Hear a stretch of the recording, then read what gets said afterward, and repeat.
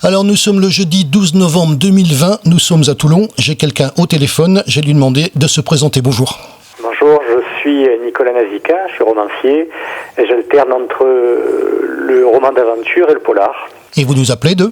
Et je vous appelle de Calas dans les Bouches-du-Rhône, puisqu'il y a un Calas également dans le Var qui a 2 ailes. Nous on est un peu plus pauvres, on n'en a qu'un seul.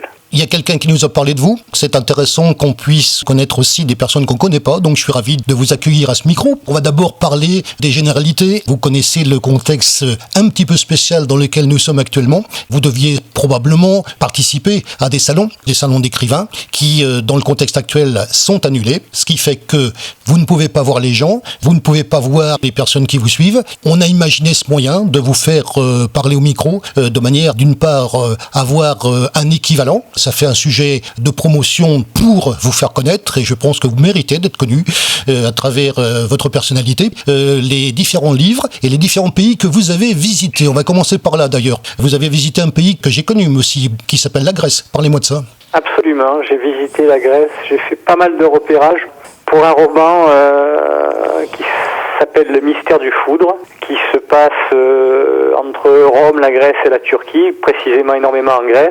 Et donc j'avais fait pas mal de repérages pour être le plus fidèle possible de c'est un roman d'aventure, on va dire une espèce de road movie qui se passe dans les années 20, qui fréquente énormément de sites archéologiques. Alors les livres que vous faites actuellement et au niveau de l'édition, vous en dites où ? Pour l'édition, je subis, vous avez parlé du Covid tout à l'heure, et on le subit puisque dans l'édition, c'est comme un peu sur les salons, il y a énormément d'éditeurs qui ont souffert, qui ont repoussé, énormément de libraires qui ont annulé les commandes, et là on a j'ai mon dernier qui devait, le mystère du 75, donc qui devait sortir fin août et qui a été repoussé à une date que pour l'instant je ne peux pas fournir, donc on pense en février, voilà où on en est. Ça a été une période très très compliquée pour les éditeurs. Il y a eu un arrêt net des rentrées et sans argent, sans nerf de la guerre, c'est très compliqué. Il y en a quelques-uns qui ont déposé. Vous avez fait des salons déjà où vous deviez participer à... Oui, il y a quelques salons là où on devait participer qui ont été annulés. On devait faire. Après, moi, j'en ai un étant en Corse qui est incontournable, que c'est le salon du livre corse qui se passe à Marseille, qui est en début janvier. À mon avis, malheureusement, qui va être annulé puisque là, on n'a pas vraiment de date de sortie de confinement. Tout ça, c'est un vrai crève-cœur parce que c'est l'occasion de rencontrer les lecteurs, d'avoir un retour.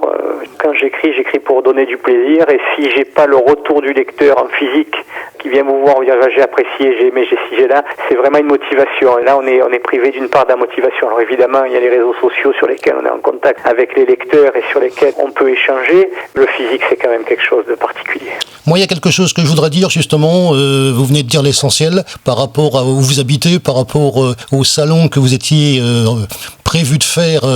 Quand vous me parlez de Marseille, bien sûr, ça me parle. Je vous rappelle que nous sommes ici dans le Var, mais vous connaissez bien sûr l'interaction qui est entre les Varois, les Bouches-du-Rhône, les gens également d'un département qu'on aime beaucoup, qui est les Alpes-Maritimes, puisque moi j'ai interviewé en particulier le directeur de la foire de Nice. Autant vous dire qu'on crée des liens, puisque les gens bougent, les gens bougeaient, ce qui n'est pas le cas malheureusement actuellement, qu'on a plaisir à partir de Toulon à donner la parole à la fois aux Varois, mais justement quand on a envie de parler de Marseille, bien sûr on a interviewé des gens de Marseille. Autant vous dire que c'est un plaisir pour moi aujourd'hui, je ne vous le cacherai pas. On va donc parler de vous, 2 livres en particulier. Vous êtes là pour parler de vos livres, c'est vous qui expliquez la chose. On va peut-être commencer par le premier, qui est sorti quand ? 7 jours dans le temps, qui est sorti en septembre 2019, qui est donc actuellement mon actualité, puisque le nouveau est un peu figé. Oui. Et 7 jours dans le temps, c'est une aventure qui regroupe 4 personnages qui sont récurrents dans mes romans.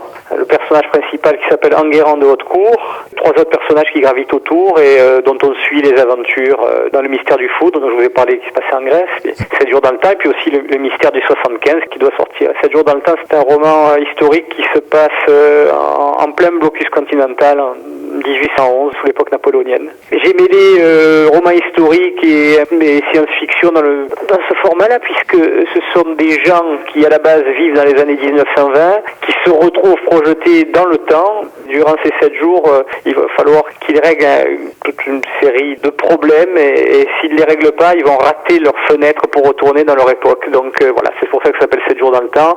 C'est un mélange de romans policiers, de romans d'espionnage. Il y a un complot contre Napoléon qu'ils doivent déjouer. C'est quelque chose de très haletant. Où moi, je suis dans la mouvance des page turners américains et l'idée c'est qu'à la fin de la page ou la fin du chapitre, on n'a qu'une envie, c'est de continuer. Et c'est ce à quoi je m'efforce d'arriver. Ça, c'est le premier. On a un deuxième à expliquer. Le deuxième, donc, c'est le Mystère du 75 qui doit sortir, qui reprend les mêmes personnages, Enguerrand de Haute-Cour et puis un de ses amis. Et là, c'est un roman d'espionnage qui se passe dans les années 20, qui se passe entre Paris et l'Allemagne.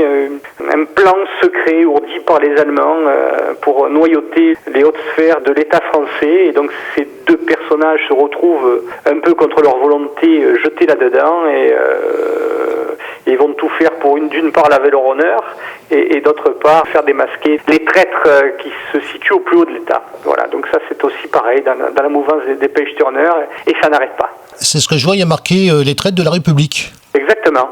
C'est une histoire qui prend son origine, le Mystère du 75. Le 75, c'est le canon de l'artillerie française. Il y a eu énormément, pendant les premiers mois de la Première Guerre mondiale, énormément de canons qui ont explosé. On a pensé qu'il y avait pu avoir des sabotages. Donc l'histoire part de ce fait historique. De là, j'ai inventé, alors là, après on est dans la fiction la plus totale, mais moi de ce fait historique, j'ai inventé une histoire qui nous amène jusqu'en Allemagne. On va revenir sur les dates de sortie. Le tout premier, celui on parlait de la Grèce, il est sorti quand déjà ? Ce Mystère du Foudre est sorti en 2018. Le suivant. C'est toujours dans le temps 2019. Et le Mystère du 75 devait sortir en 2020. J'ai peur que ce soit pour 2021, malheureusement. Mais bon, voilà.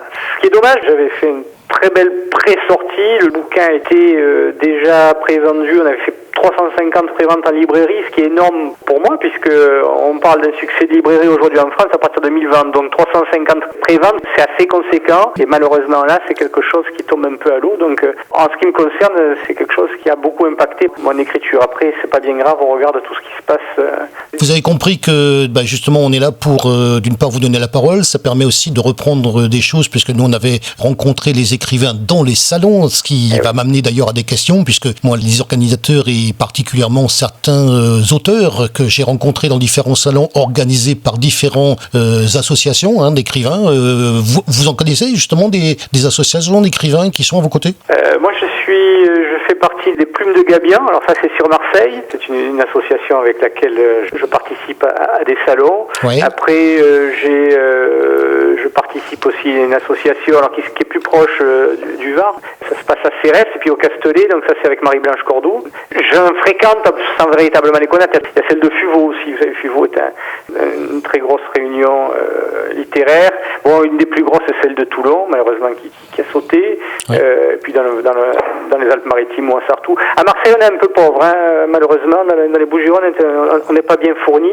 Heureusement qu'il y a celle de Toulon, qui est vraiment une locomotive dans la région. En toute manière, on est complémentaires. Moi, je me suis toujours inscrit dans la complémentarité avec notamment les Bouches-du-Rhône, pour une raison personnelle d'ailleurs que je n'ai pas développée, mais on a beaucoup d'affinités avec les Bouches-du-Rhône, c'est certain, à travers de nombreuses interviews qu'on a fait, donc des salons importants qu'on est content d'avoir fait, et donc avec toujours, j'en profite pour le dire, au niveau de la promotion, des services de promotion que je salue s'ils nous écoutent, un excellent accueil, et on va continuer bien sûr dans ce style-là.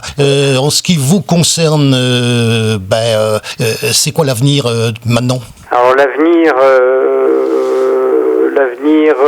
proche, je dois terminer, je suis en train de terminer un roman, je suis en train d'essayer de trouver un éditeur pour un roman que j'ai terminé cet été et qui a eu un très très bon retour sur des plateformes numériques, qui a suscité un vrai engouement. Et là, fort de cet engouement sur les plateformes numériques, je suis en train d'essayer de trouver un éditeur qui puisse le prendre sous sa coupe et le faire voler un petit peu.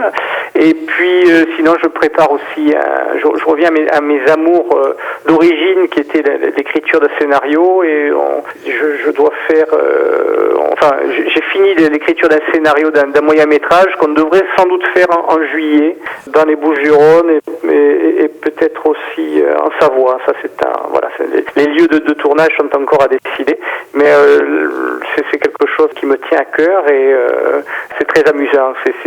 L'écriture est très amusante. Après, le tournage est peut-être un peu plus stressant, mais en tout cas, j'en suis à la phase de l'écriture et des repérages pour les lieux, et ça, c'est très très amusant.